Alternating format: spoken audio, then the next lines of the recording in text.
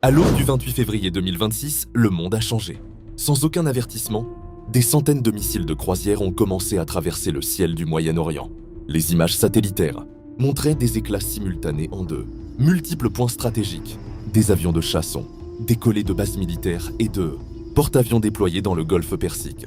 Et en quelques minutes, des explosions ont secoué des villes à travers tout. L'Iran, Téhéran, Ispahan, Karaj. Même des zones proches du cœur du pouvoir politique iranien. Ce qui se produisait n'était pas une attaque limitée.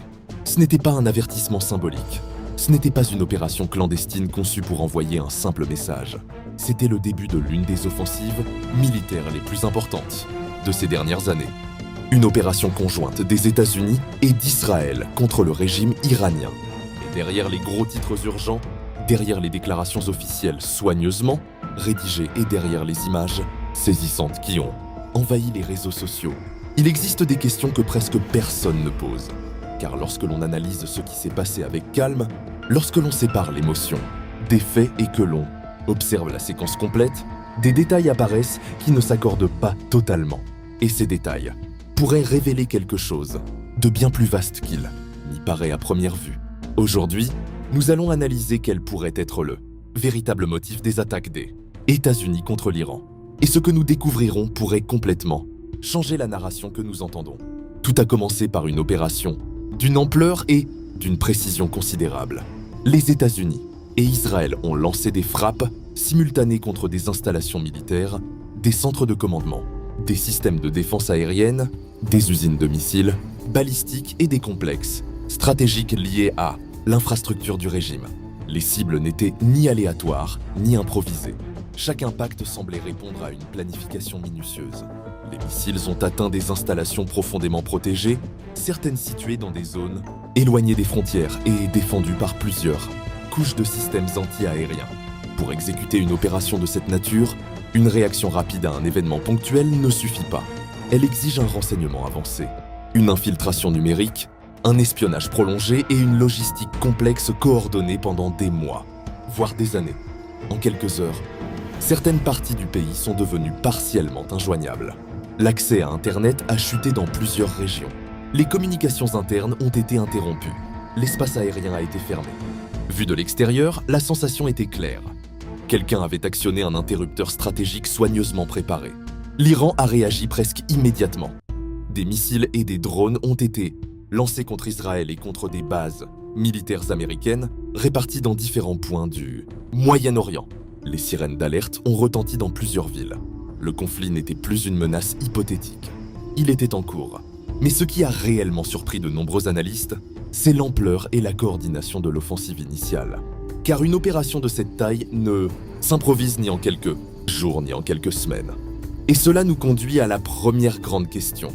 S'agissait-il réellement d'une réaction immédiate ou de l'aboutissement d'un plan conçu depuis longtemps ? Le gouvernement américain a expliqué que l'objectif principal était d'arrêter le programme nucléaire iranien. Selon Washington, l'Iran avançait vers la capacité de produire des armes nucléaires, ce qui représentait une menace directe pour la stabilité régionale et pour ses alliés stratégiques. Sur le papier, l'argument semble logique. Un pays aux ambitions nucléaires, marqué par des tensions historiques et une rhétorique provocatrice, peut devenir un risque significatif.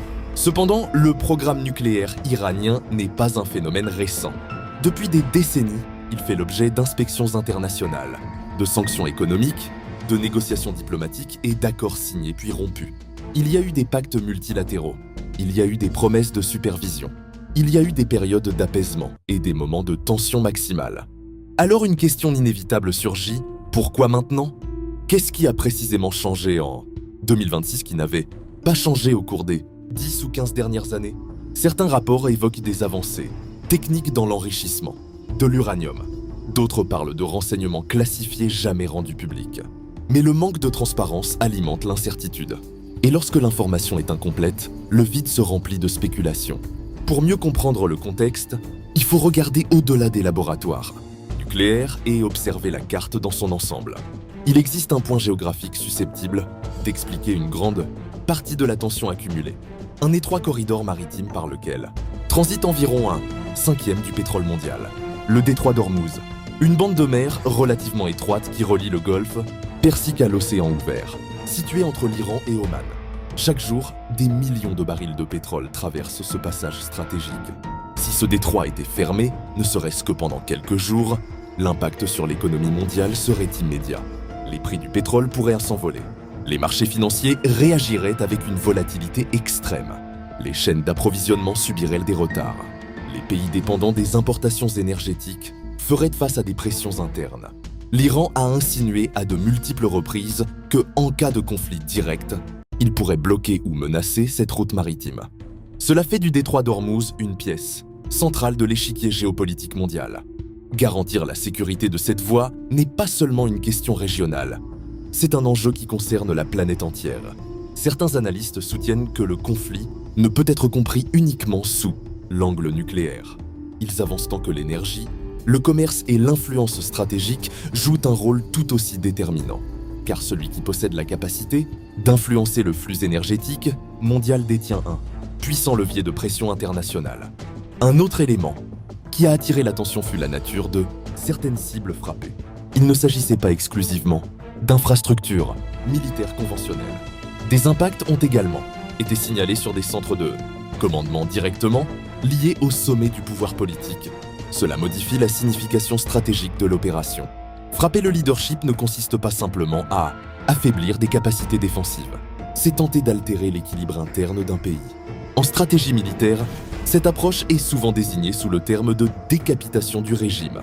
La logique qui sous-tend cette doctrine est que, si l'on affaiblit ou élimine la structure centrale de commandement, on génère désorganisation, incertitude et possible fragmentation interne.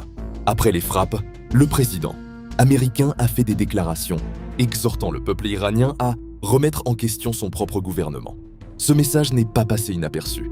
Pour certains observateurs, il suggérait que l'opération poursuivait des objectifs allant au-delà de la simple dissuasion militaire.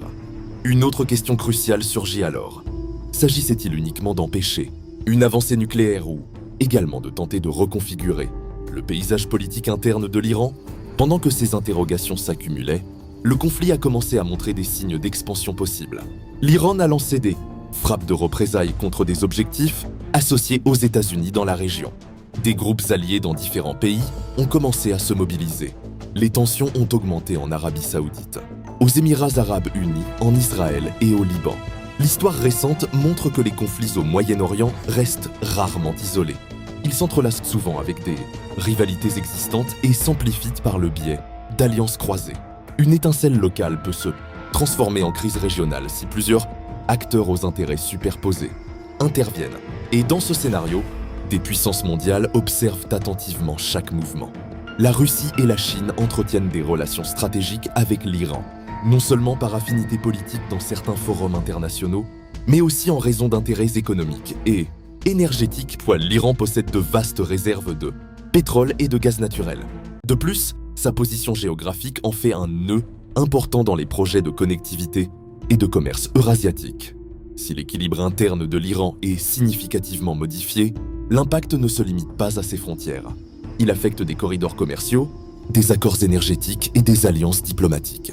Dans ce contexte, le conflit acquiert une dimension qui dépasse le cadre régional et s'inscrit dans la compétition entre grandes puissances. Mais au-delà des mouvements militaires et des alliances stratégiques, il existe une autre dimension tout aussi importante, la guerre de l'information. À l'ère numérique, chaque conflit se joue également sur les écrans et les plateformes. Des vidéos qui apparaissent et disparaissent. Des déclarations officielles qui se contredisent quelques heures plus tard. Des chiffres de victimes qui varient selon la source.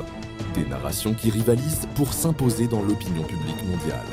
Contrôler le récit peut être aussi décisif que contrôler le territoire, car la légitimité internationale, le soutien interne et la perception publique influencent directement la durée et l'intensité d'un conflit à mesure que les jours avançaient.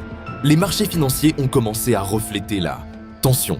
Le prix du pétrole a connu des fluctuations. Les bourses ont réagi à l'incertitude. Des analystes économiques avertissaient qu'un conflit prolongé pourrait intensifier les pressions inflationnistes dans de nombreux pays. Ce qui se passe dans une région stratégique peut avoir des répercussions immédiates sur des économies situées à des milliers de kilomètres. Le transport maritime, les coûts de l'énergie la stabilité des monnaies et la confiance des investisseurs sont des variables sensibles à toute altération significative au Moyen-Orient. Et pendant ce temps, la population civile de la région subissait directement le poids de l'incertitude. Sirènes, restrictions, interruptions de services, inquiétude constante. Dans tout conflit, au-delà des stratégies et des déclarations officielles, il existe des millions de vies affectées par des décisions prises dans des sphères de pouvoir éloignées. Nous, revenons alors à la question centrale. Quel est le véritable motif ? Il se peut qu'il n'existe pas une seule réponse. Il pourrait s'agir d'une combinaison de facteurs accumulés au fil des années. Sécurité nucléaire, contrôle énergétique, équilibres régionaux, compétition entre superpuissances, politique interne tant aux États-Unis qu'en Iran, et dynamiques historiques remontant à des décennies. Les guerres modernes éclatent rarement pour une cause, unique et isolée. Elles sont généralement le résultat de tensions accumulées qui, à un moment donné, convergent et dépassent le seuil de la contention. Diplomatique, lorsque cela se produit, le dénouement paraît soudain, mais il est en réalité la conséquence de processus prolongés et complexes. Alors que la situation continue d'évoluer, l'incertitude domine le paysage. Chaque nouveau mouvement peut modifier l'équilibre. Chaque décision peut ouvrir une voie de désescalade ou approfondir la confrontation. L'histoire montre que certains conflits qui commencent comme des opérations limitées finissent par redéfinir des régions entières pendant des années. D'autres, en revanche, sont contenus avant de s'étendre. L'issue demeure incertaine. Peut-être qu'avec le temps seront révélés des documents, des mémorandums et des témoignages, permettant de mieux comprendre ce qui a exactement motivé les décisions prises durant ces journées critiques. Peut-être que certaines conversations privées resteront à jamais hors de portée du public. Ce qui est certain, c'est que les événements de cette aube ont marqué un point d'inflexion. Et sur le complexe échiquier de la politique internationale, chaque mouvement visible est généralement relié à de multiples mouvements invisibles. Car dans les relations entre États, comme dans nombre des grands épisodes de l'histoire, ce que nous voyons en surface n'est souvent qu'une partie du récit complet. Le reste se déroule dans des espaces clos, dans des calculs stratégiques et dans des décisions rarement expliquées dans leur totalité. Et tandis que le monde observe, la question demeure ouverte, suspendue entre titres et analyses. Sommes-nous face à un conflit, limité aux objectifs précis ou au début d'une reconfiguration beaucoup plus profonde de l'ordre international ? Seul le temps permettra de nous en rapprocher de la réponse.